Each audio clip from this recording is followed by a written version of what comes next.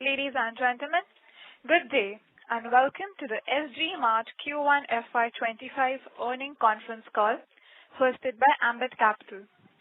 As a reminder, all the participants' line will be in the listen-only mode, and there will be an opportunity for you to ask questions after the presentation concludes. Should you need assistance during the conference call, please signal an operator by pressing star then 0 on your touchtone phone. Please note that this conference is being recorded. I now hand the conference over to Mr. Kumar Saumya from Ambit Capital. Thank you, and over to you, Mr. Kumar. Thank you, Ria. Good afternoon, everyone. Welcome to the first quarter FY'25 post-result conference call of SG Mart. From the management, we have with us Mr. Shiv Bansal, Joint Managing Director, Mr. Suraj Kumar, Chief Financial Officer, and Mr. Anurag Gupta, Group Chief Strategy Officer. I'll now hand over the call to the management for an opening remark, post which we'll open the floor for Q&A. Over to you, sir. Thanks, Kumar. Thanks, Ambit Capital, for hosting SG Mart for our first ever investor call.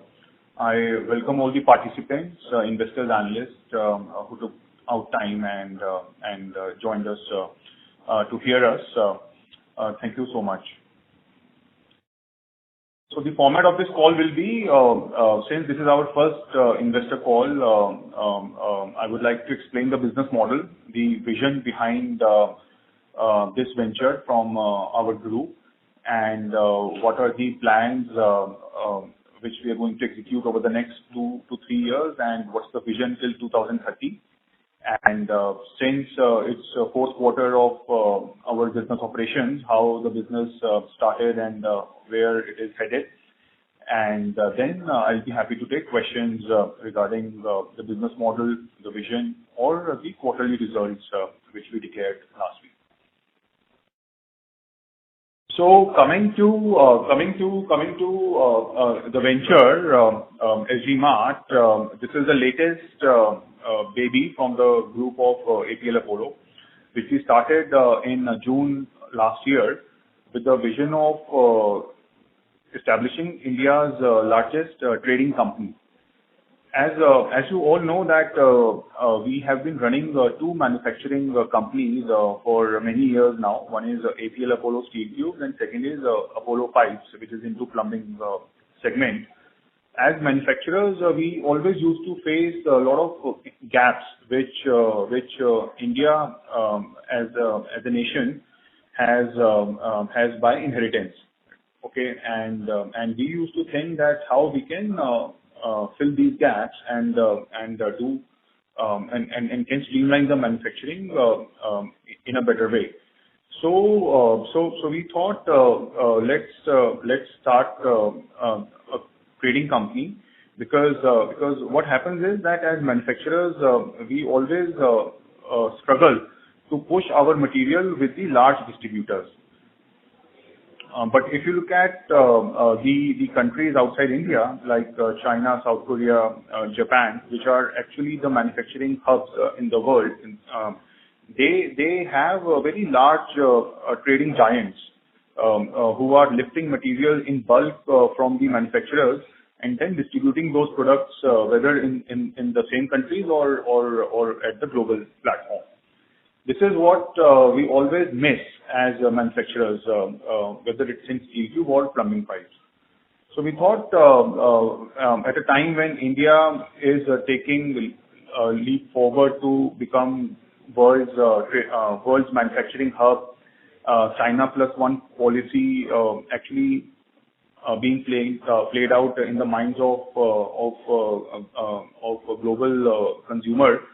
So we thought it's the right time that we should support the manufacturing sector by becoming one of the largest traders in the country, and it will help the group as well as we solve the problem for the whole industry as well. Then the idea came that how do we start? How do we create India's largest trading company?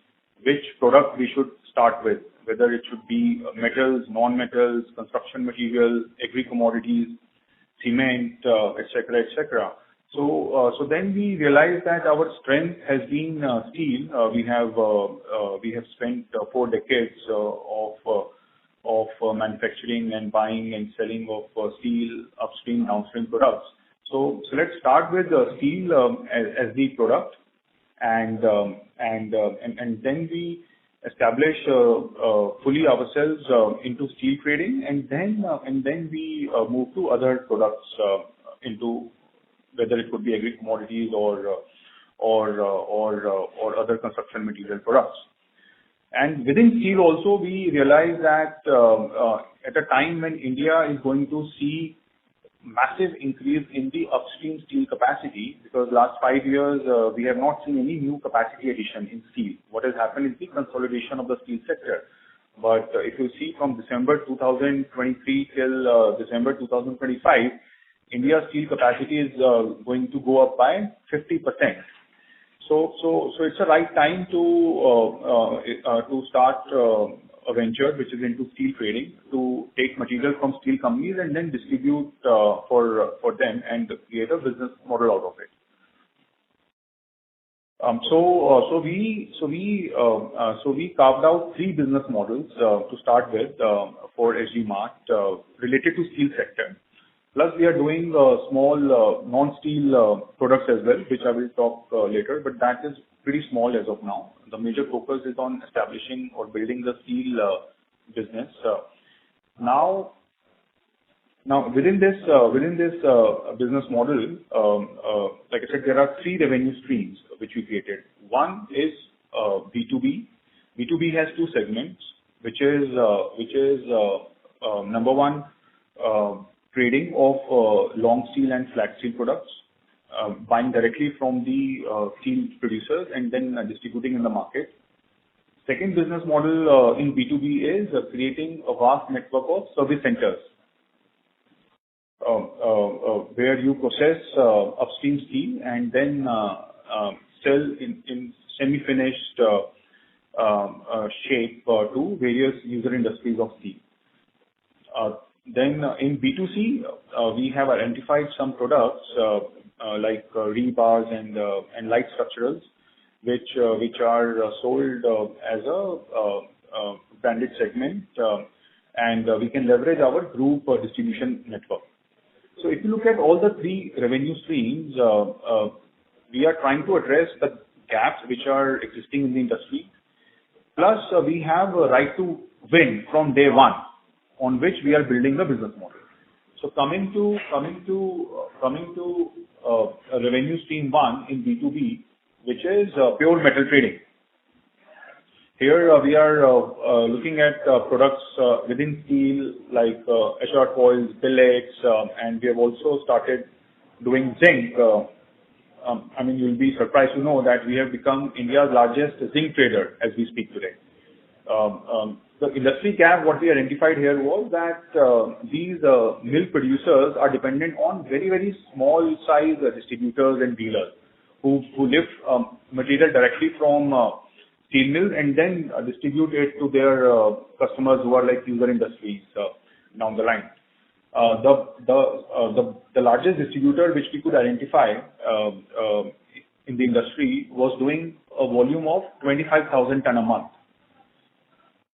Now that's like ridiculously low if you look at India sitting at 120 million ton of steel capacity today, and we are talking about 300 million ton capacity by 2030.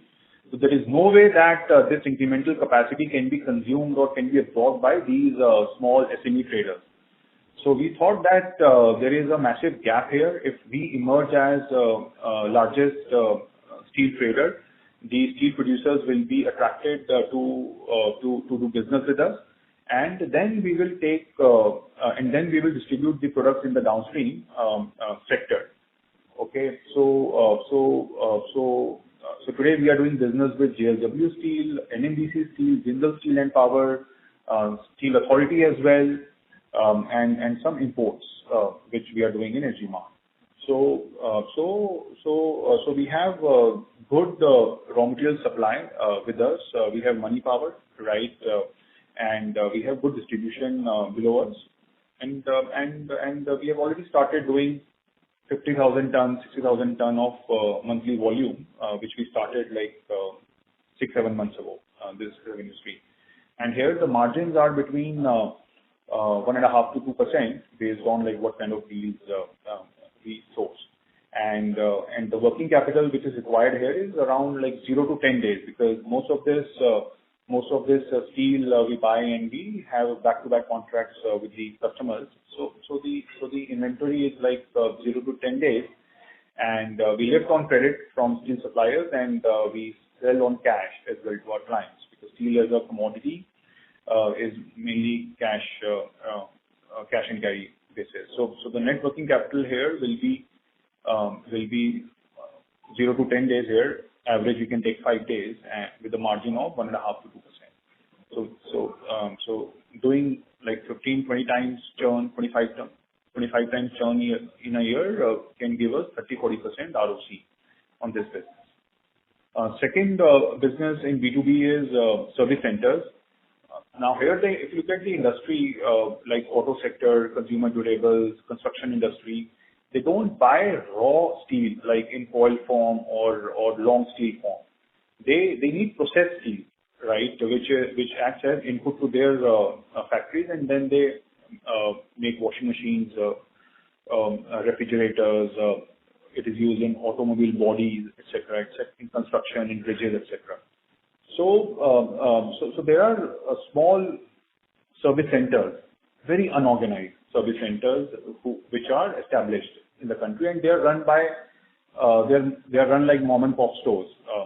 Okay, there is no pan-India national level organized chain of service centers which can ensure the quality, the steel availability to the user industry. So this is the gap we thought we should work upon. And anyways, the steel, the input for these service centers will be the raw steel, right? Which I'm buying anyways, right, for my trading business. So I can divert some of the steel to my service centers, and I can process it and earn extra profit on that. So here the business model is that in metro cities we have, like as we are talking, 2 of our service centers are operational, doing business of 10-12,000 ton a month. 2 new service centers in India will be starting in next 2 to 3 months. The construction work is underway, and we will be starting those service centers in next 2 to 3 months. And 5th service center we are starting in Dubai, because there also a lot of user industries need processed steel. So with the network of 5 service centers, we should be doing like 30-40,000 ton of processed steel every month, which gives us 4 to 5% EBITDA margin. And here, of course, the inventory days will be slightly higher, from 15 to 25 days, but then you cover it up by making extra margin. And then we have identified 15 new locations which we will start operations over the next 12 months. So the vision here is that by 2030 we should be having 101 service centers, maybe 1 or 2 outside India and 99 in India.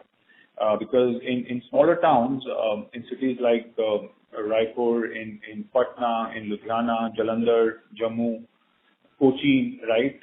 These industrial clusters, they don't have service stations, so they buy materials from metro cities, and they pay freight of 1,000-1,200 rupees a ton. So we thought we should penetrate deeper into the market and get service stations established. So idea is that every year we keep on adding 10-20 service centers, right? And by 2030 we should have a network of 101 service centers. Here the capex per service center should be like 20-25 crores, and the working capital requirement would be another 10-15 crores at gross level. At net level it will be like 5 crores. So doing 5,000 ton average volume should give us ROC of again 30-35% with the capex and working capital combined under capital employment. So here the right to win for us is that we have full supply of raw steel with us, right? Then we have funds to establish these service centers, and then market is there to service. Then coming to B2C, here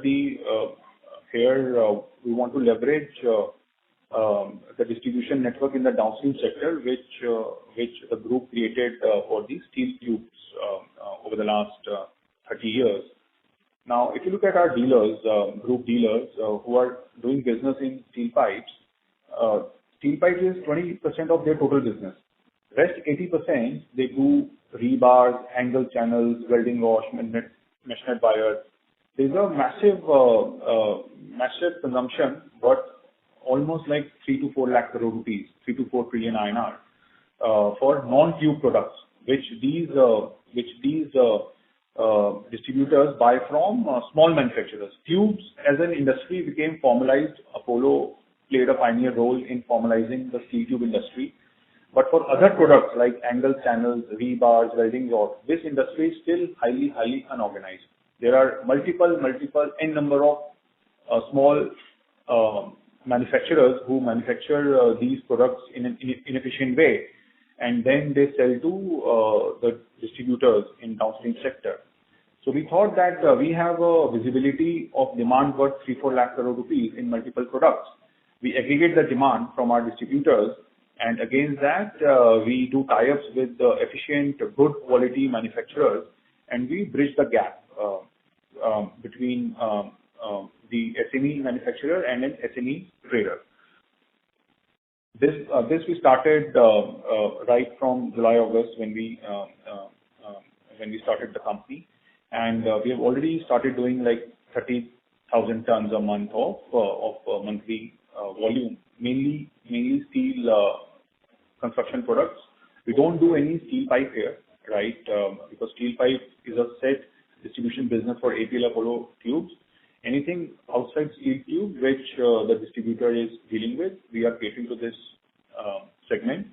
And we have an APL Apollo brand is with the family. So family has given rights to SG Mart to use APL Apollo brand for non-steel pipe products at free of charge. So there is a good ramp up which is happening in this distribution business. So here also the idea is that we are connecting manufacturer with the trader. So inventory days will not be more than like 15-20 days on a blended basis for this business. And margins here, because you have private labels, so they will vary from 2% to 4%, blended 2.5-3%. And the network of service centers which we are creating, so that can act as a warehouse for either metal trading which we require, or for this B2C distribution products. So we are not going to spend extra money on creating more warehouses. My service centers will act like warehouses plus the processing unit. So my capex is limited, which is like say 25 crore per service center. If I do 100 in next 7 years, so 2,500 crore will be the total gross block which we will be spending.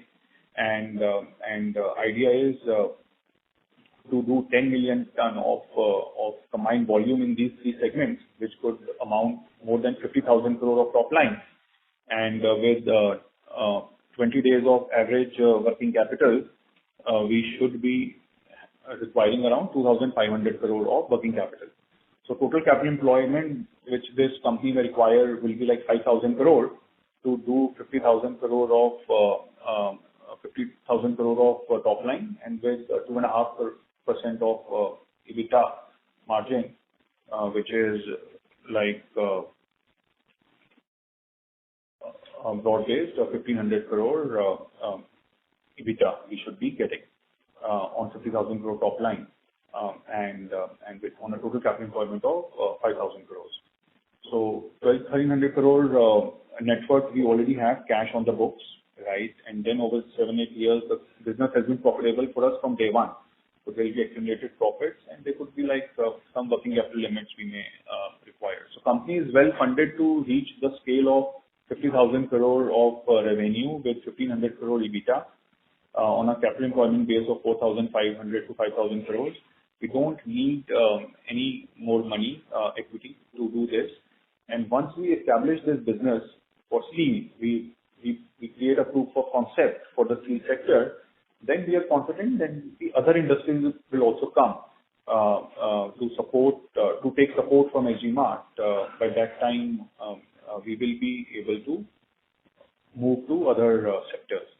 But as we speak, we have already started seeding some of the products, non-steel products, like we have done tie-ups with industry leaders in tile segment, in electrical fitting segment, in bath fitting segment, in branded rebars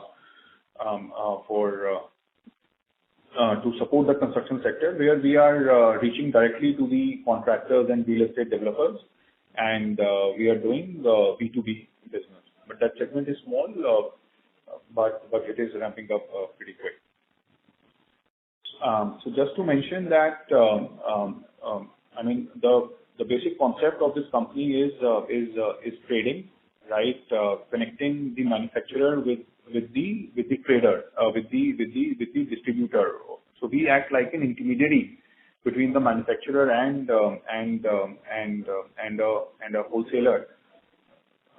What I have to offer is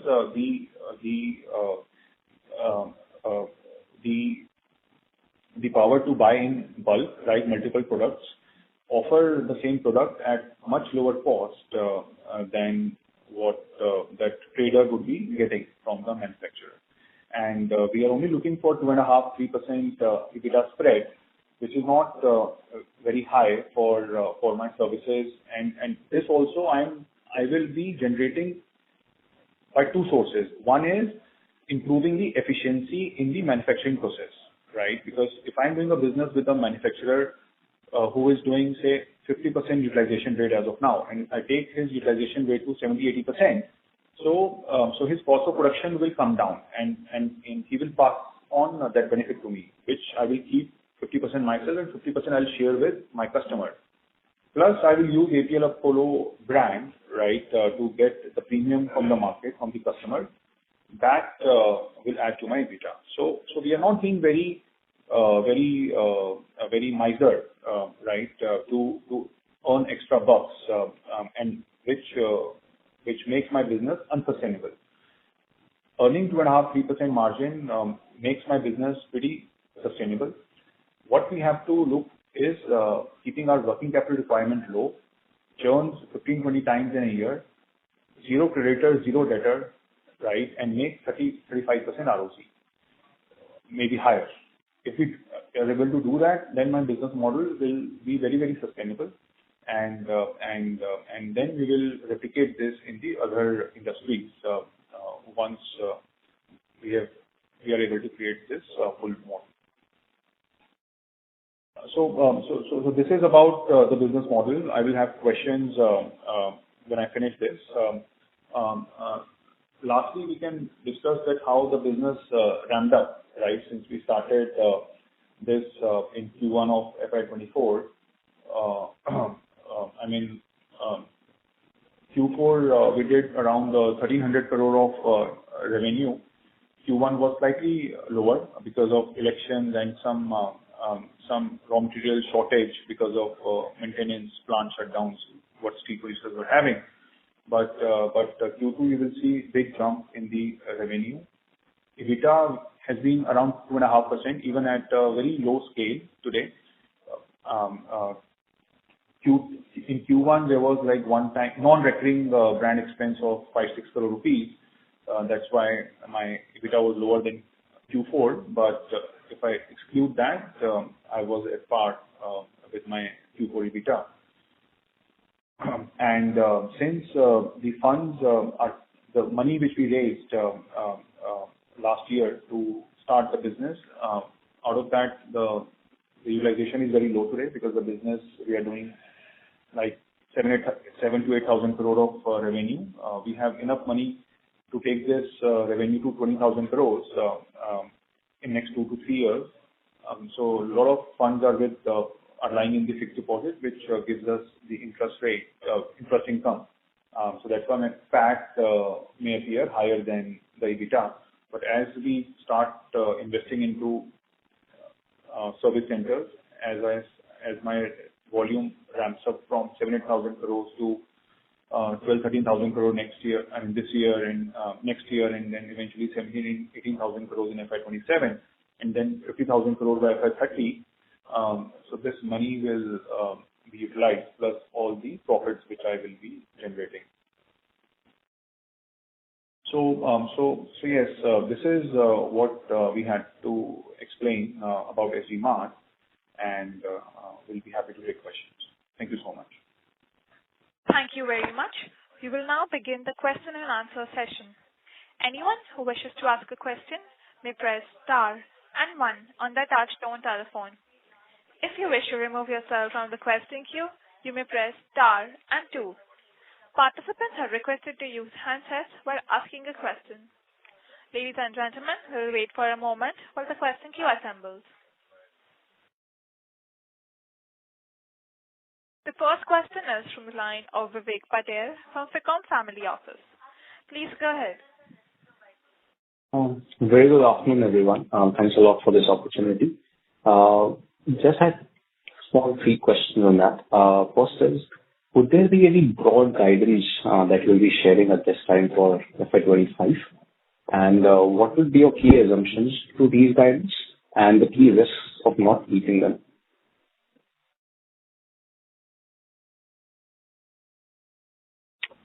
Right. So if you look at FY'25, we are looking at around 7,000 to 8,000 crore of revenue, right, which will translate into like 1.2 to 1.3 million ton of steel business put together, and margin should be around 2.5%. This 7,000-8,000 crore will ramp up to 13,000-14,000 crores next year, and eventually 18,000 to 20,000 crore in FY'27.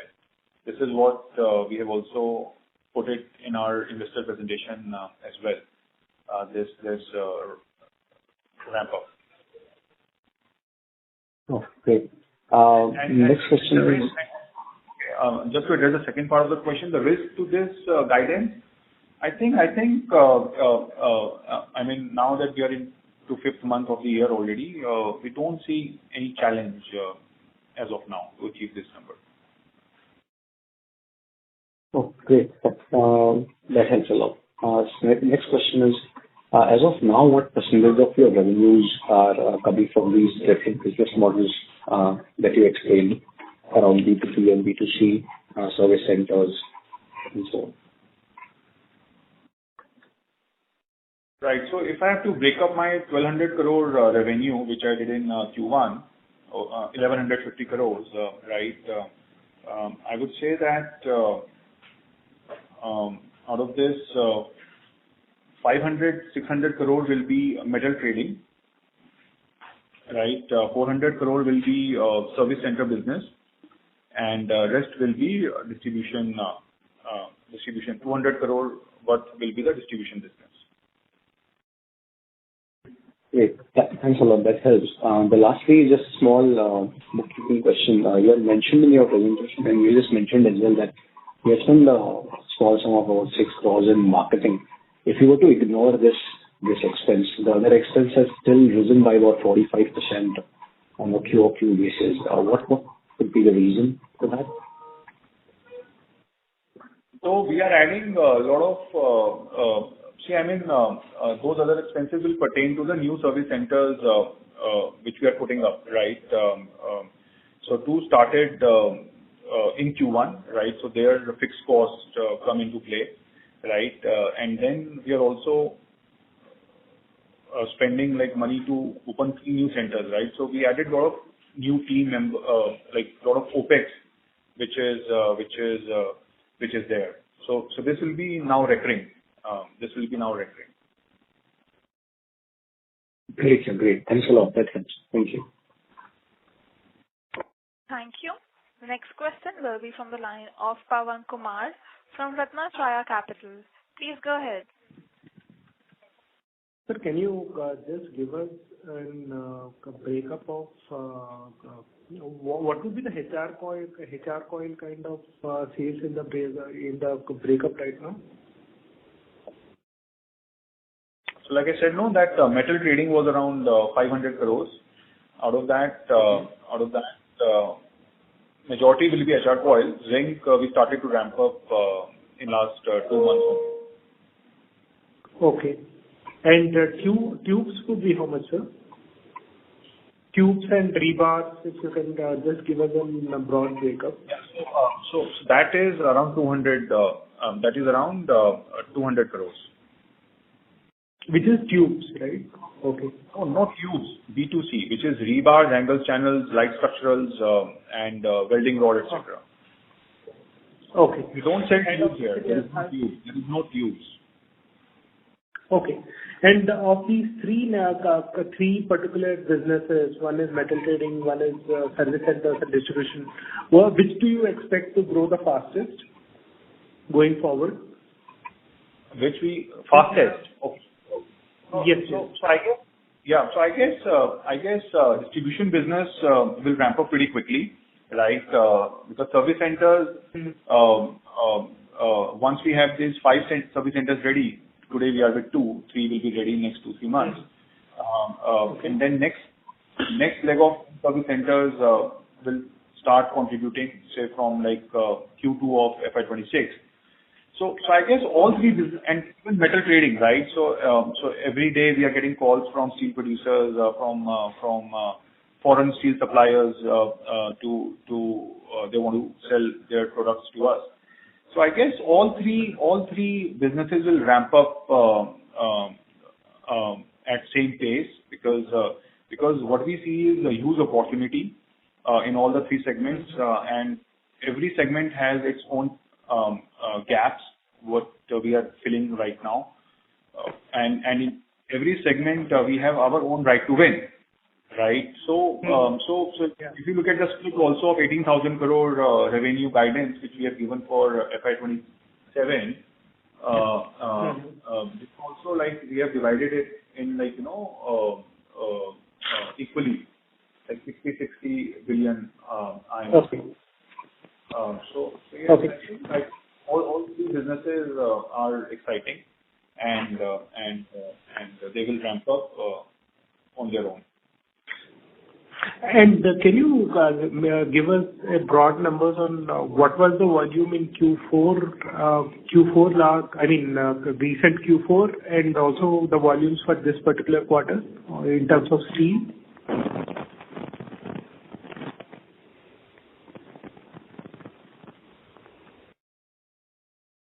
Can you hear me? Yeah. So last quarter must be like around 200 to 225,000 tons. Okay. Okay. And this quarter should be over of 300,000 tons. Oh, okay. And can you just also let us know what was the total volumes for FY'24 for the full year? FY'24 was around 500,000 tons. Okay. Thank you, sir. I'll get back. Thank you very much.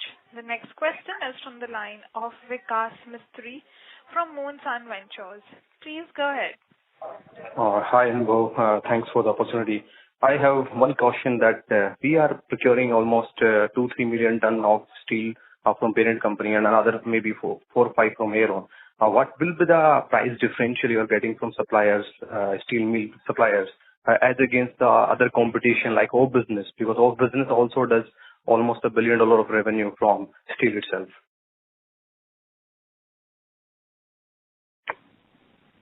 So this is a bit of sensitive information, right? We would like to stay quiet on this, but I mean, you can imagine that this is not only in steel, but any product, any commodity, you buy more, you get more discounts, right? So same works here as well. From our understanding, it is that after you achieve one significant level of scale, then the discounts start diminishing and they become tapering out. No, if I were the manufacturer, I am anyways for my other group companies, we will not do that. Okay. My second question is on tech side. So, other competitions like our business, they are doing so many segments, construction, polymers and all that. It's very heartening to listen your vision also. You also want to go into construction and other polymer and other bulk chemicals and agri commodities. So in order to do that, from today to 2030, the B2B supply chain will be highly digitalized and it is rising at a much faster rate. Are you doing a mistake of not slowly venturing into other sectors also? Because till then, it will large portion of it will be already get digitalized. So, what's your take on that? See, as a group, we always we always like to work on our core strength first, right? Our strength or right to win was in steel sector. That's why we started with steel sector. Unless we see this company making 500 crore EBITDA, right, we don't want to invest into sectors where we don't have much expertise. Okay. So after FY'27, we will speed up the process of entering into other industries, other sectors. But till FY'27, we have laser sharp focus that all the energy, all the resources must be put to build the steel franchisee first, and then we will move to other sectors. That's heartening to see, and continue to maintain the focus. And we want to see SG Mart to be the best tech player from B2B supply chain perspective. Thanks. That's all from my side. Thanks so much. Thank you very much. The next question is from the line of Astha from PKD Advisor. Please go ahead. Hello. Thanks for the opportunity. Sir, I would like to understand who would be our competitors in the unlisted as well as the listed market.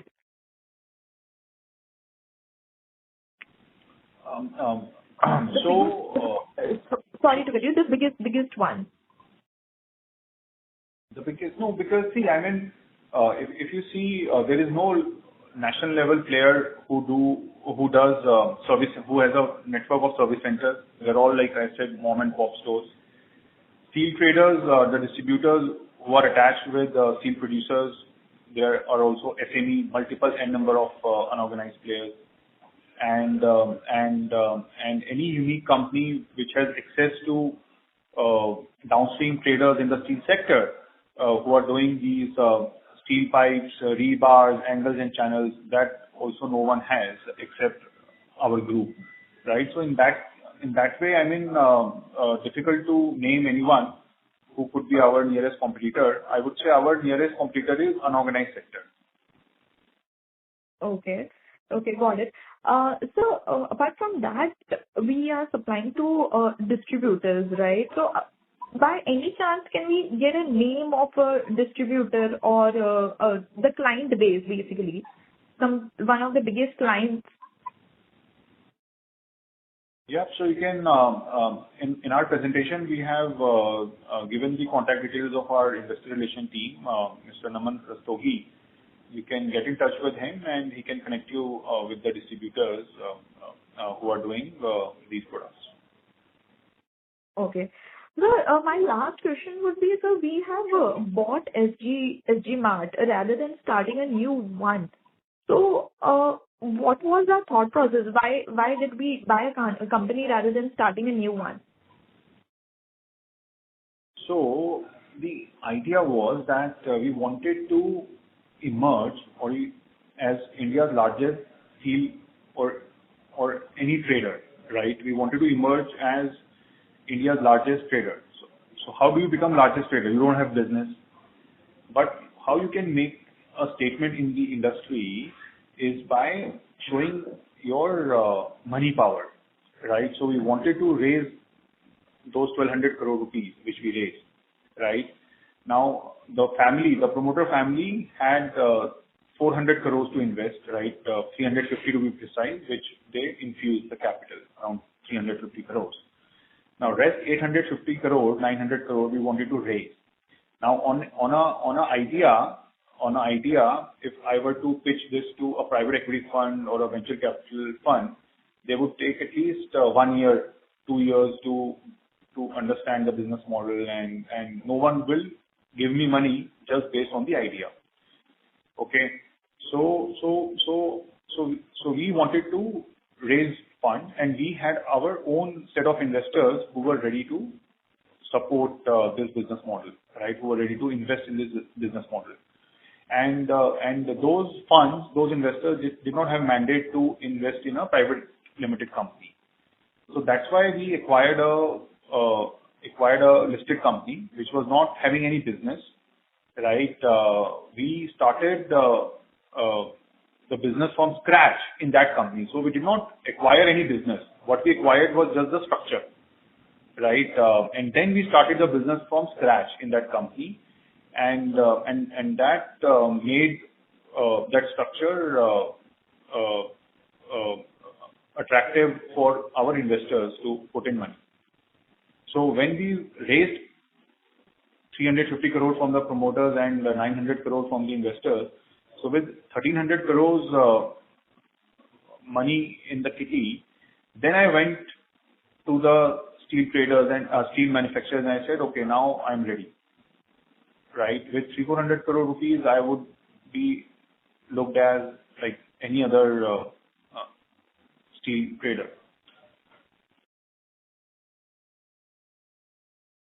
I hope I clarified your question. Right, sir. Okay. Okay, got it. Thank you so much. Thank you.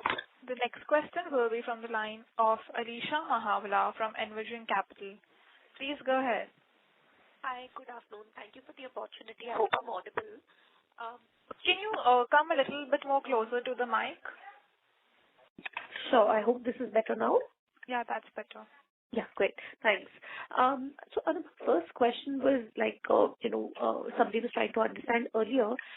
While we understand the benefits for the manufacturers, because this is an incremental avenue for them to sell, what would be the benefit for customers? And are we directly supplying to OEMs? Because you were mentioning service center, you act as a hook between the auto OEMs, the consumer durables, where they need semi-finished goods, or will there still be a distributor layer sitting in the middle?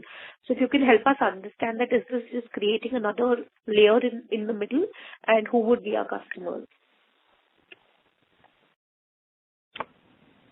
So each segment has its own set of customers, right? Now talking about the layer, right? So let's talk about the metal trading first, right? So the model here is that we buy raw material from steel producers or say zinc producers, right? In bulk, right? Bulk as big as like 10 times more than what they are selling to a single distributor today, right? And at a time when they are in pressure to push their own sales because new capacities are coming every quarter, right? So they like to work with large distributors, right? So SG Mart comes in and acts like a large distributor, okay? So they sell the material to us, and then that metal we either sell to the retailers, right, or their own small dealers, right? Because like I said, the largest one was doing 25,000 ton monthly volume, but the smallest one was doing 5,000 ton as well. So then the steel mill will say, okay, I will stop servicing 5,000 ton dealer on my own. Why don't that small dealer buy from SG Mart? Okay, so that's the segment in metal trading. Then second is service centers, right? Service centers, here the customers are OEM industries like consumer durable companies, automobile companies, construction companies who are buying processed steel. Earlier, what happens is that a small mom and pop processing center, right? They don't have enough steel supply from behind, right? So So the just-in-time deliveries, they are never able to offer to their customers, right? Then the quality of machinery, what they have installed, like cutters and splitters, etc., that also is actually outdated. So here we are trying to address the problem that I am a service center with high-tech machinery. My quality of my process key will be better. Then I'm creating a brand. Like if I open 10 service centers, right? Say for example, Havells. Havells has a factory in Narayana. In Nimrana, Rajasthan. They have a factory in Baddi, Uttar Pradesh, Uttarakhand. They have a factory near Bangalore, right? So LD 101, like which is the concept for these service centers. We have service centers in all these locations. So at head office level, I do tie up with Havells that for all your factories, we will be supplying from my service center near to your factory. Right. So right now, they don't have any national level player. So each of the factory is buying steel from the local mom and pop processor. Right. So that's the value proposition I'm going to offer to large manufacturers. Plus what happens is that, like I said, a factory in Ludhiana. Ludhiana is a big manufacturing hub, right? They need steel, processed steel, right? Now they have to buy from Ghaziabad, right? For which you have to pay 1,000 rupees per ton freight. Okay. Now the steel which comes, HR coil which comes, whether it comes in Ghaziabad railway siding or Ludhiana railway siding, the freight is same. The landed cost is same. But from Ghaziabad to Ludhiana, the processed steel will carry freight of 1,000 rupees a ton. Right? If I open a center in Ludhiana, my raw material cost will be same, right? And my customer will be able to save 1,000 rupees per ton freight from Ghaziabad. Right? So that's how we will acquire customers in service centers. And thirdly, on distribution side, the B2C business, there the customers are same, right? What I will do is I will replace a small inefficient manufacturer, right, with a more capable manufacturer who has tie up with me, and I will push his product under my brand to my dealer.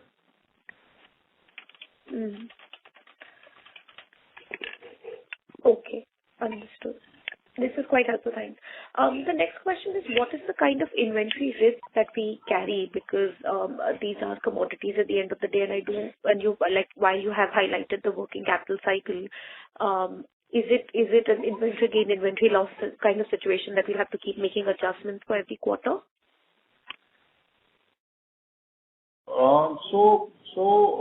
See, I mean, because our margins are low, around 2.5%, right? So we have to ensure that 2.5% is protected.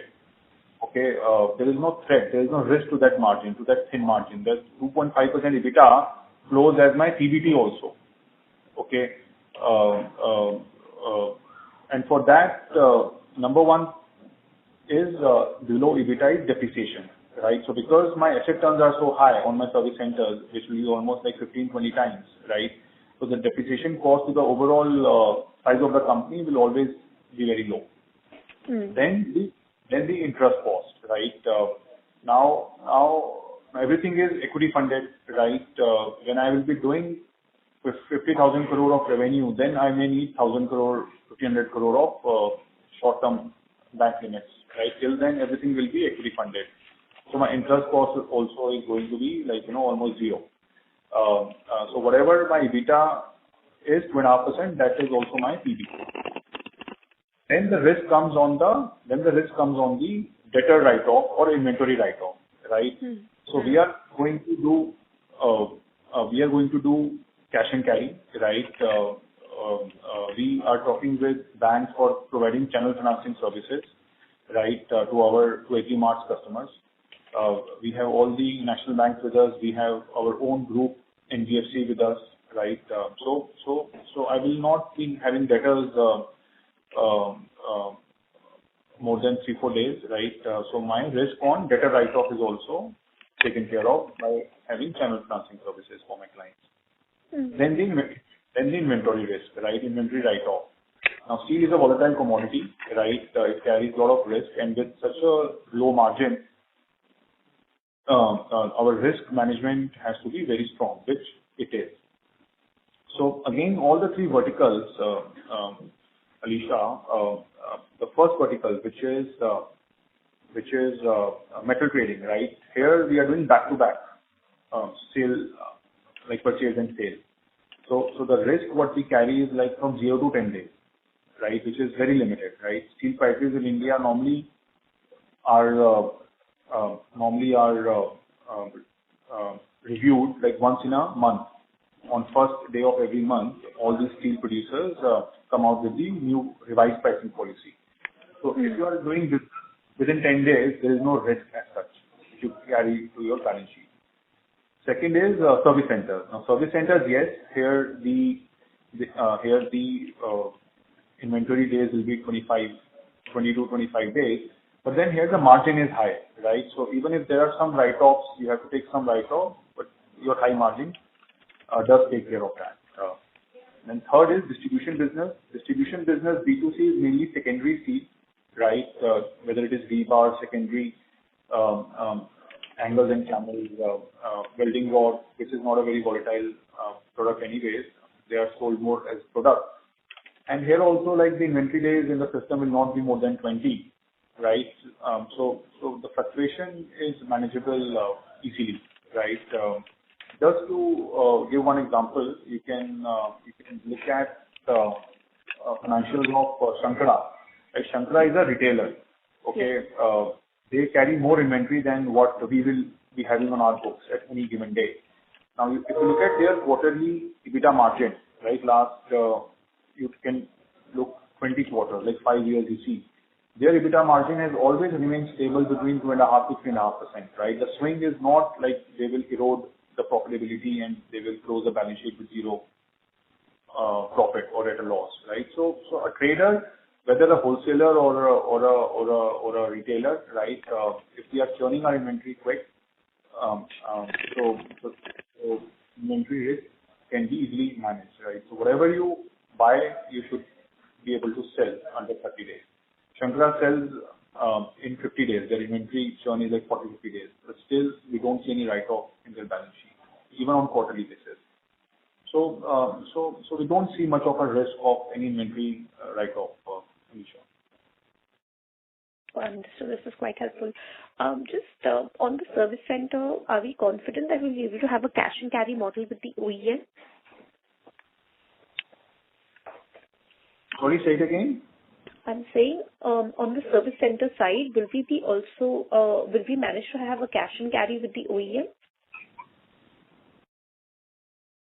Yes. Okay. And last question, like you were mentioning, Shankara is the parent of the group, has some investment in Shankara. What is the kind of overlap with Shankara? While you've explained the three businesses, is there an overlap? Can they eventually fit into the SG Mart ecosystem at some point? So Shankara can be our customer, right? Because Shankara is a retailer, right? We are like wholesalers. We are in the upstream. Shankara is in the downstream, right? So there is no business overlap except the fact that Shankara can be my customer. Shankara can buy raw metal from me if they want to trade that. Shankara can buy processed steel from me if they have the market for themselves. Shankara can buy rebars, etc. from me in my private label, which we are doing business anyways. So Shankara can be our customer. There is no business overlap. And are they already part of our ecosystem? Are they already customers? We are doing some business with them, but it's small as of now. It should grow. Okay, great. Thank you and all the best.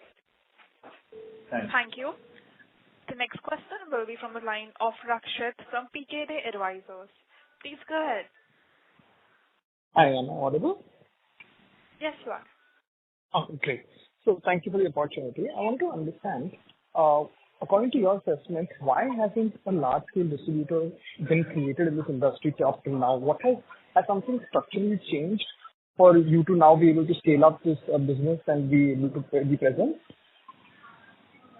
Because the distribution in India is always driven by SME traders, right? And it's not only in steel, but in any sector, right? Today, APL Apollo deals with 800 distributors. My sister company, Apollo Pipes Limited, which is into plumbing pipe, they deal with 600 small distributors, right? So master franchisee concept in India has never been established because manufacturing has always been growing at a very slow pace. Now that if you see India to become a $10 trillion economy which is led by manufacturing, or India replaces China as a global manufacturing hub, right? Then you need trading infrastructure also to support that, right? You need large traders who can lift volume, who can stock raw material, right? I mean, this concept was never there. Now, India says that we want to have 300 million ton of steel capacity by 2030. The question is, I mean, JSW, Tata of the world, they all have money in the world to put in the factories. But then the question is, who has the power to lift that material? Can they depend on a distributor who is doing like 30,000 ton monthly volume? Answer is no. Got it. Clear. The other thing that I think you mentioned, and again, I'm talking about the metal trading business, is that the steel manufacturers may choose to, basically pass on the smaller distributors over to SG Mart or some other big distributor in general because they don't want to deal with so many players. I was trying to understand what exactly is the problem that we're solving there. Why would they pass that on? Are we solving for their logistical issues, their order management issues, collection issues? Why would they pass on the smaller distributor to you? Actually, there is some background noise. I couldn't understand your question. Sorry. Is it clearer now? Yeah, go ahead. Yeah. No, so I was saying, we choose to pass on the smaller distributors onto the larger distributors themselves, right? I was wondering why that would happen. Are we solving for automatic logistics? Like why would they want to pass on this one? No, I can't still hear you. I'm sorry. Mr. Rakshit, your voice is breaking and it's echoing. Hello? Yes. Can you speak something now? Sorry.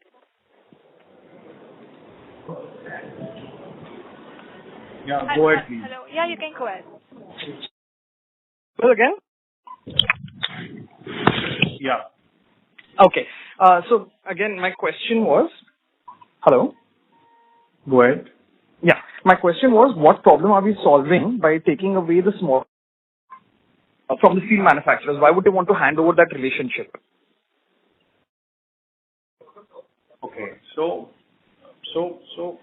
here the point is that a small trader, right, has limited funds to buy material. He has limited warehousing capacity to stock raw material, right? Today, when India's steel capacity is going to increase by 100% in next 6 years, right? They will need a trader who can lift that raw material, right? Steel, when you produce in a blast furnace, it is like 24/7 into 365 days. It flows like how water flows in a river, right? You can't stop it, right? And you need continuous buying from your customers. Okay. I mean, APL Apollo being India's largest consumer, we get so many deals from steel producers like once in a month or once in a quarter, sometimes like even multiple times, that whenever they have excess supply, they want to come to APL Apollo and sell that raw material to Apollo at a discount. But APL Apollo has a limitation of maintaining limited inventory days, right? So we don't take that risk. So we turn them back. So that's where we also saw this opportunity that if there is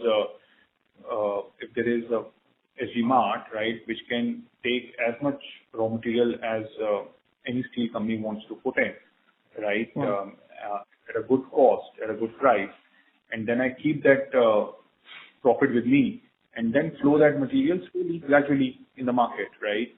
I can stock for 10 days, 20 days, 30 days, right? A small distributor, he gets any deal, right? But he doesn't have ability to stock it more than 5 days. So he passes on that deal in the market, and that disturbs the market. But SG Mart has the ability to hold the material for 20 days, 25 days, right? I will keep that discount in my kitty as my profit, and then I will slowly, gradually pass on the material, sell the material in the market.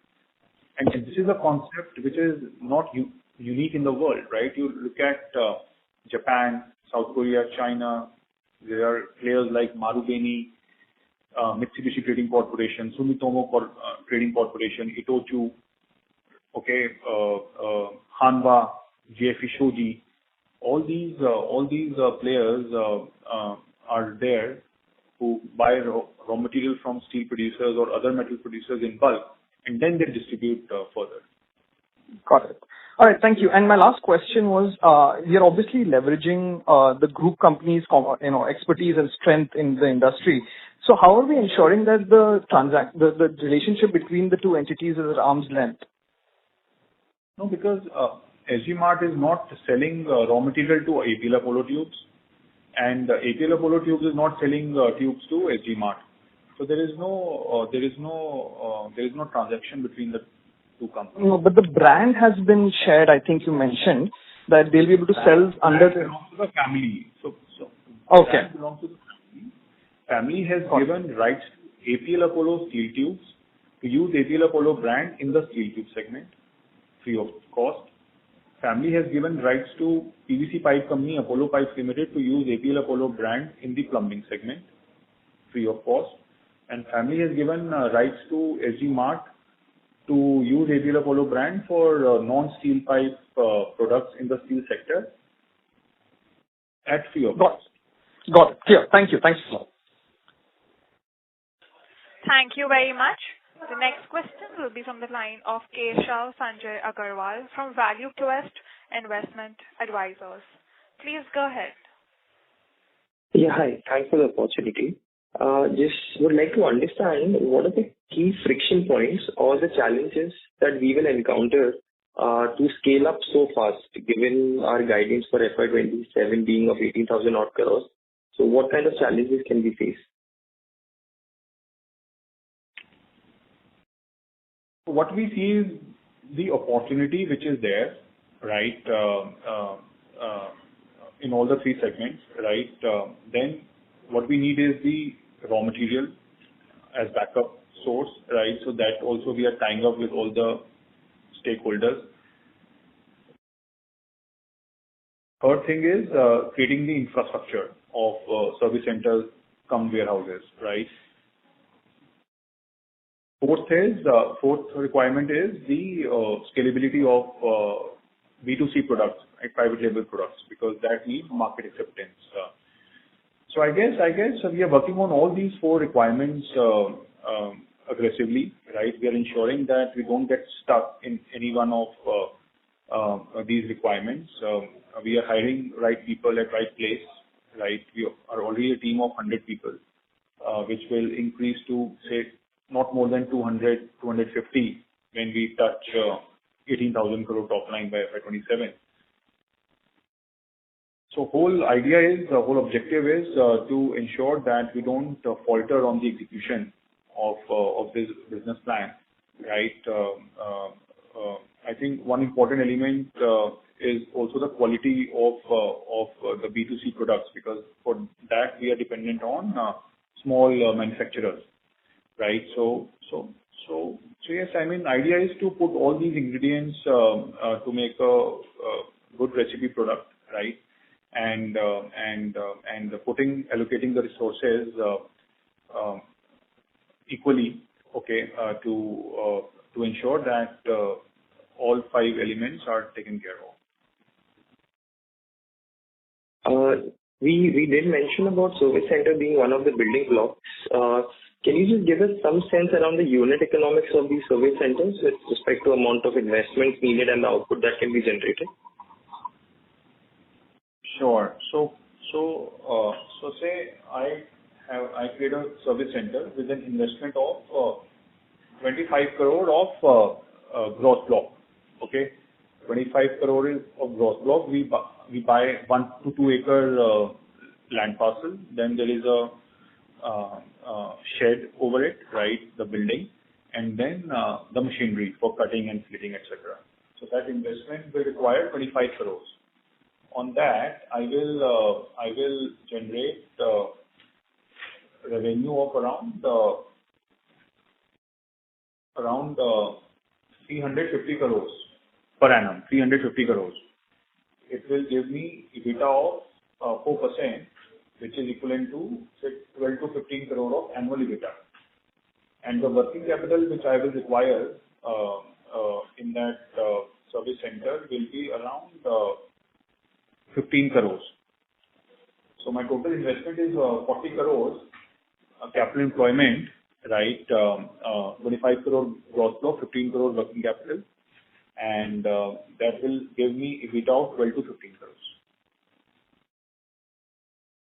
Okay, got it. Yeah, that's it from me. Thank you very much. The last question for today is from the line of Shubh Jain from Emerge Capital. Please go ahead.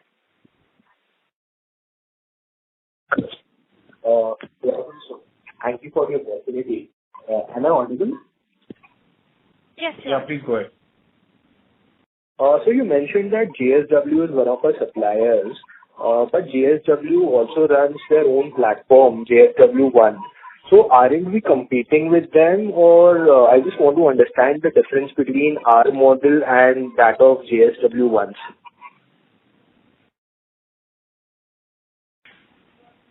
So JSW One, right? JSW One is not operating service centers. They are doing tie-ups with the service centers. They are aggregating demand below the service centers, and then they are approaching the service centers, right? So JSW One will become our customer. Then JSW One is not buying steel from Tata or ArcelorMittal or Steel Authority to sell to its customers, right? That FY Mart is doing. So JSW One concept is more on the retail, or at the lower end of the value chain. We are like on the upper end of the value chain, where we are like master franchisee, large trader, large wholesaler. Okay, and all these other companies which are trying to create business model, they are towards the retail side and demand in the value chain. Understood, sir. Thank you. Thank you very much, ladies and gentlemen. That was the last question for today. I now hand the conference over to the management for closing remarks. Thanks everyone for dropping by and listening to this call. We look forward for a healthy interaction with you on FY Mart. For any question and query follow-up, please feel free to contact our investor relation team, and look forward to see you soon. Thank you so much. Thank you. On behalf of Ambit Capital, that concludes this conference. Thank you for joining us, and you may now disconnect your lines.